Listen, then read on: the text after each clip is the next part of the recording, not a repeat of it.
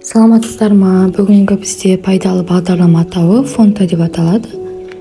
Минекей бул PixArt секилде Android'да багдарламага окшош, осы Fonta деп аталат багдарлама. Ол үчүн минекей кирдим. Фото жүктөйбүз. Минекей фото альбом деген тандап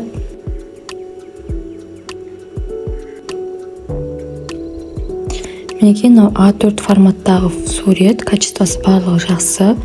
Енді текст енгізу үшін фонды бір чертіп, add text батырмасын басамыз. Мысалы, Нұрислам деп жазайық. Нұрислам. Мінекей, енді астындағы фонд деген таңдаса, ішіне шрифттер таңдаймыз. Ал басқа шрифтті енгізу үшін біз Телеграмға кіріп, мінекей, мысалы, қар секілді шрифт таңдайық. Осы шрифтті басып, поделитсам басамыз. Фонтаны басамыз. Фонтанын ішіне install деген таңдаймыз. Жүктелді, окей. Енді қайтадан add text батып, Нұрислам деп жазып, фонтқа кіреміз. Мінекей екінші біздің шрифтіміз жүктелді, данды басамыз. Енді мына жерге қойып, ортаға қойып, астыңғы бөліктен style деген керіп, фотоның түстерін таңдаймыз.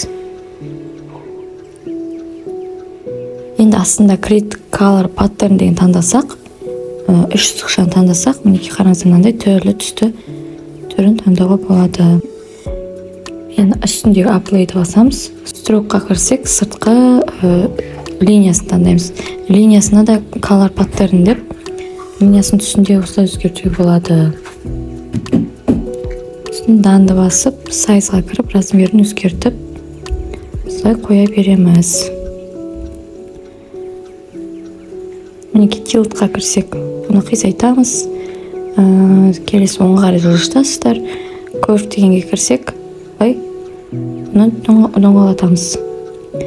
Мінекей, қайтадан сайызға кіріп, размерін кішірейтейік.